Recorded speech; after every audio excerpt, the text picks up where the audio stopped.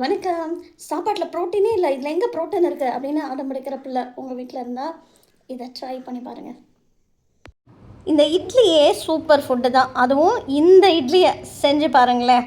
இந்த soya chunks ஒரு 30 gram எடுத்து அதை தண்ணியில் ஊற வச்சுட்டு ஒரு 4 முட்டையை உடச்சி ஊற்றி ஆம்லெட்டுக்கு ரெடி பண்ணுற மாதிரியே நம்ம இந்த வெங்காயம், பச்சை மிளகாய், கருவேப்பிலை, கொத்தமல்லி இதெல்லாம் போட்டு நல்லா கலக்கி விட்டு அதில் கொஞ்சம் உப்பு, மஞ்சத்தூள், மிளகுத்தூள் சேர்த்து இந்த இந்த ப்ராசஸ் செய்யும் போதே நமக்கு சோயா சங்க்ஸ் நல்லா ஊறினோன்னா அதையும் ஒரு 2-3 பல்ஸ் விட்டோன்னா இந்த மாதிரி அரைஞ்சிரும்.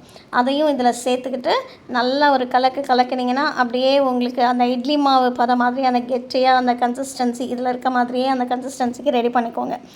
ரெடி பண்ணிக்கிட்டு நீங்கள் இட்லி சட்டியிலேயே ஊற்றி வேக விட்டுறலாம். இப்போ இதில் சோயா சங்க்ஸில் 100 கிராம்லேயே ஒரு 50லேருந்து 52 கிராம் ப்ரோட்டீன் இருக்கும். நான் இப்போ சேர்த்த 30 கிராமில் கண்டிப்பாக 15 கிராமாவது ப்ரோட்டீன் இருக்கும். ஒரு முட்டையில் 6 கிராம் ப்ரோட்டீன் இருக்குன்னா 4 முட்டையில் 24 கிராம் ப்ரோட்டீன். ஸோ கூட்டி கழித்து பார்த்தா கூட 39-40 கிராம் ப்ரோட்டீனை சூப்பராக எண்ணெயே இல்லாமல் குடிச்சிட்டேன் பாருங்கள். அவனுக்கும் ரொம்ப பிடிச்சிருந்துச்சு. இதுக்கு சைடு சாஸோ சட்னியோ எது வேணால் வச்சுக்கலாம். நான் தேங்காய் சட்னி வச்சுருந்தேன். கண்டிப்பாக உங்கள் வீட்டு ஜிம் பாய்க்கும் செஞ்சு கொடுங்க. தேங்க்ஸ்மான்னு சொல்கிறாரா இல்லையான்னு மட்டும் பாருங்களேன்.